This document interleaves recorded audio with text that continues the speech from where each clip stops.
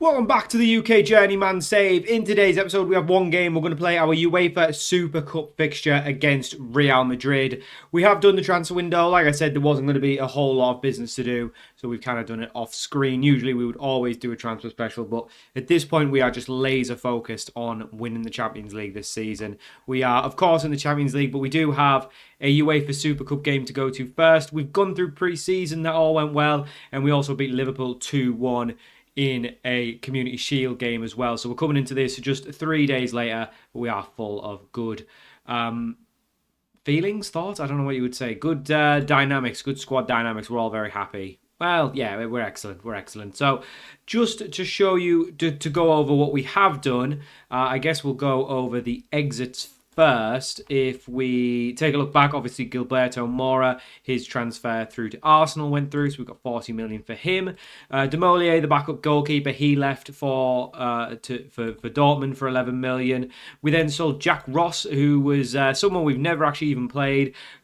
He was out of contract at Arsenal. We brought him in for 500k, loaned him out twice, and then sold him on for 11 million to Luton. So that was a really good bit of business. They have massively overpaid for him because he's not very good. A lot of those youngsters that we'd signed last season came back from their loans and they went back out on loan. Everton got relegated down to the Championship and have basically just absolutely just pulled from our squad. Klefuric, the Croatian we signed for 10 mil, so he's gone to play for Everton in the Championship for a season. Lutgeb, another one who was a youngster we brought in from St. Pauli for 2.8 million, who went back out on loan to St. Pauli. He's gone to Everton playing the Championships. This is going to be really good for them to get that experience. And then we also sold Chris Gray, the youngster. Never quite kicked on like we wanted him to. He went out on loan. It didn't really look that impressive in League One, so we sold him to Everton for 2.6 mil.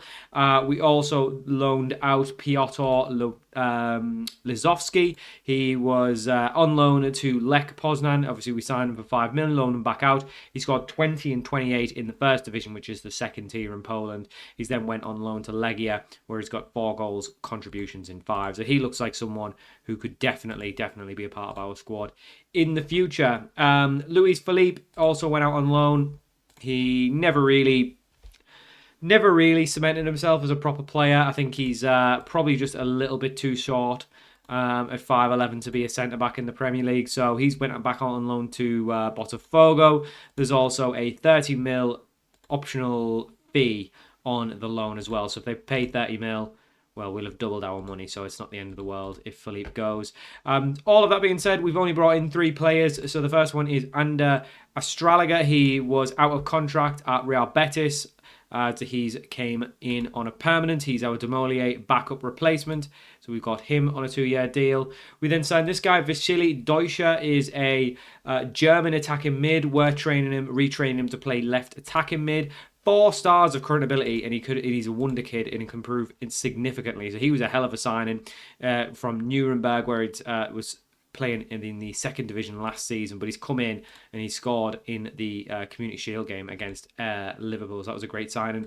And then another one, quite a decent signing actually, William Saliba. He is 35 years old. His physicals are getting slightly lower, but technically and mentally he is still unbelievable. 4 stars of current ability signed on a 1-year deal, 250 grand a week, not even that expensive. He went from Arsenal to PSG for 105 million and has just played pretty much week in, week out for them and been very good as he's done it. So he comes in for just £9 million because he was out of contract at the end of the year, and we've basically just taken his contract on. So he's now probably our second best centre-back behind Estrada. So all of that means we come into the Real Madrid game really about to test ourselves against the best in the world. We obviously won the Europa League, which got us into this competition. They won the Champions League.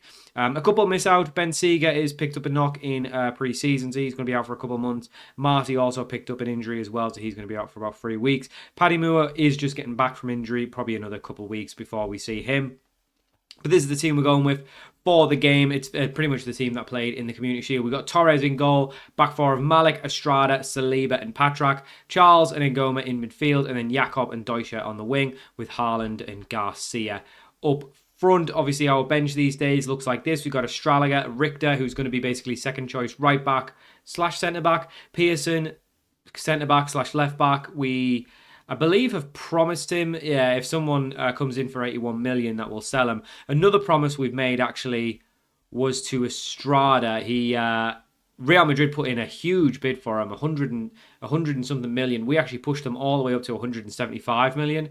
And you'd think, why not just accept it? Well, our goal is to win the Champions League, and he's one of the best centre-backs probably in the world now, and we signed him for 17 million. So yes, it would be a huge increase for the money, but he's one of the best centre-backs in the world.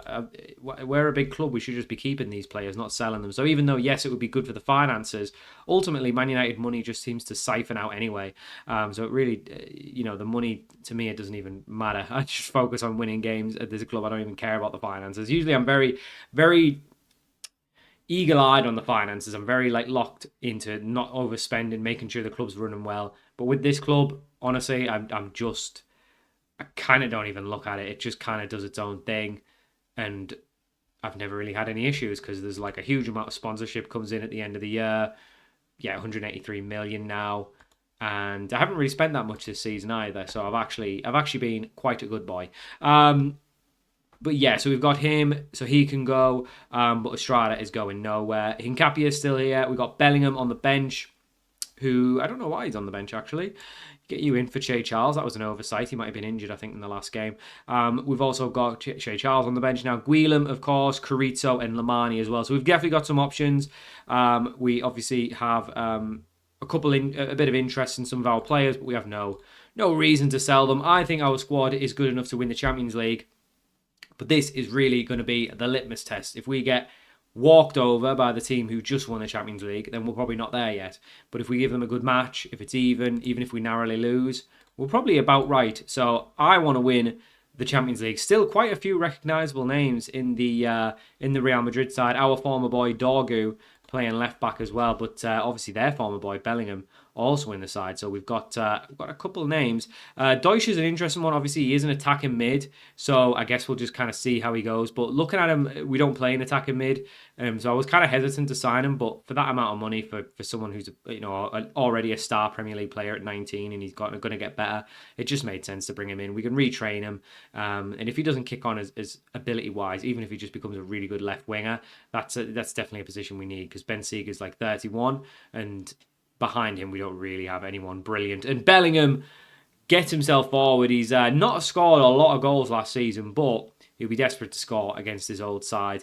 Still 0-0, and we are looking like the better side. Now, I don't know, obviously, if this is their best team altogether, but I think it is. Obviously, they've still got Vinny Jr. on the left, Florian Wirtz down the middle, Bergvall, Camavinga, so it's very, very much a familiar Real Madrid side. We actually tried to sign this right back. He was on a free transfer for some reason, last summer or during the January window. I can't remember. We tried to sign him, but then he ended up signing for Real Madrid instead.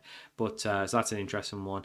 But Patrick gets the ball forward to Garcia. He's got Haaland in the middle. Decides to cut back though. Wasn't sure if he maybe was offside, but we do end up giving the ball away. But hopefully we win it back, and we do. Bellingham into Deutsch. Lovely ball out to Patrick, who's brought down. Was it in the box, though? That's the question. The referee's going to look at it, or even better to say VAR are probably going to be looking at it. Looked like it was maybe in the box, but VAR very quickly to say no penalty twice. No penalty twice, but it was a free kick, I think, is the issue. Is not the issue. It was just whether it was in the box. So maybe just outside. Looked just into me, but never mind.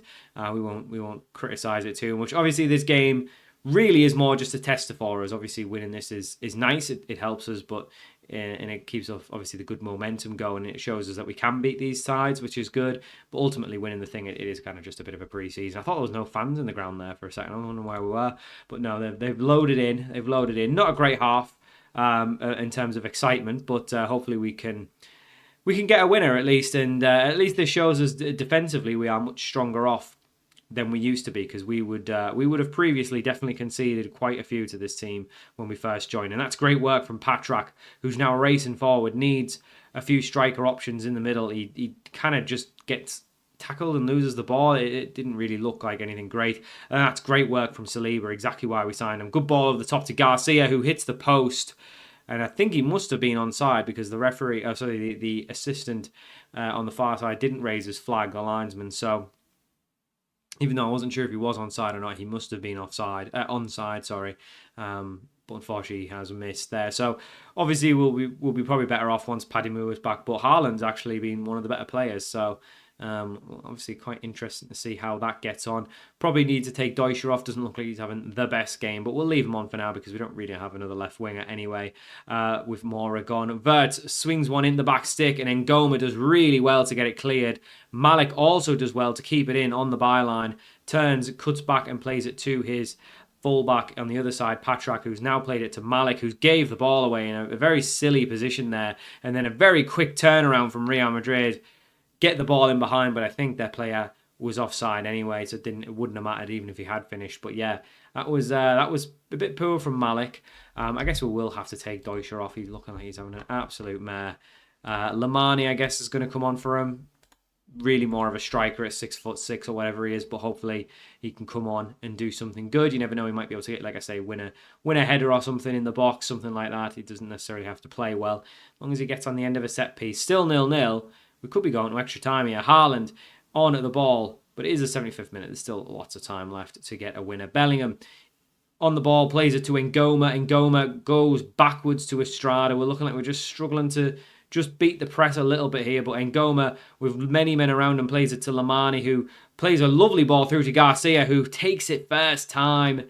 I think he should be finishing that. He's kicked it straight at the goalkeeper. I think he's got to kick it, sort of shoot like in the corners, right in the top corners, try and just smash it into the top corner rather than trying to just get it on target. It wasn't a bad ball from Lamani, maybe slightly overhit, but no, it was a good effort, and unfortunately Garcia has not bagged.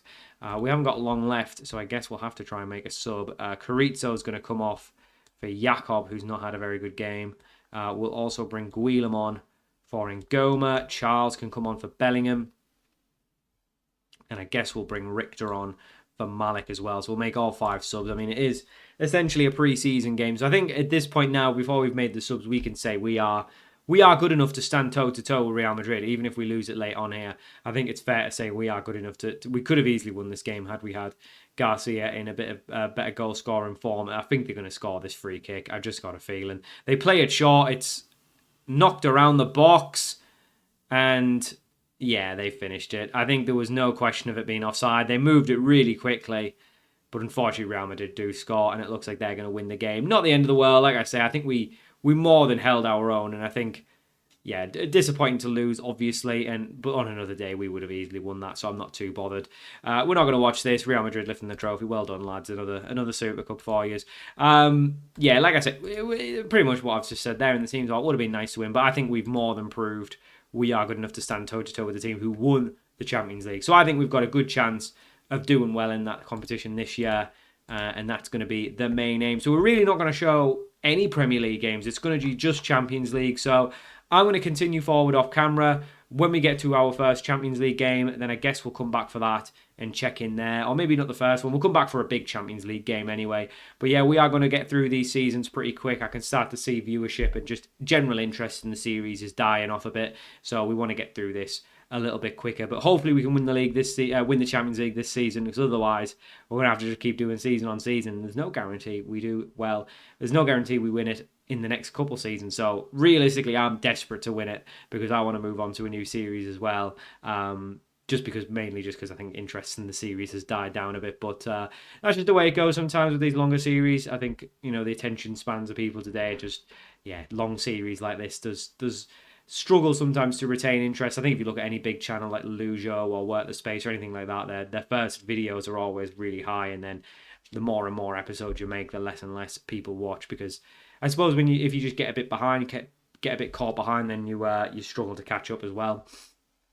But anyway, that's just behind the scenes stuff. So yeah, we'll come back when we've got a Champions League game that's probably of interest. Other than that, we'll just any League Cup games, FA Cup, Premier League, we'll do that all off camera. Just focused on the Champions League now until we win it. So that's going to do it for this episode of the UK Journeyman, and I'll see you all for more very soon.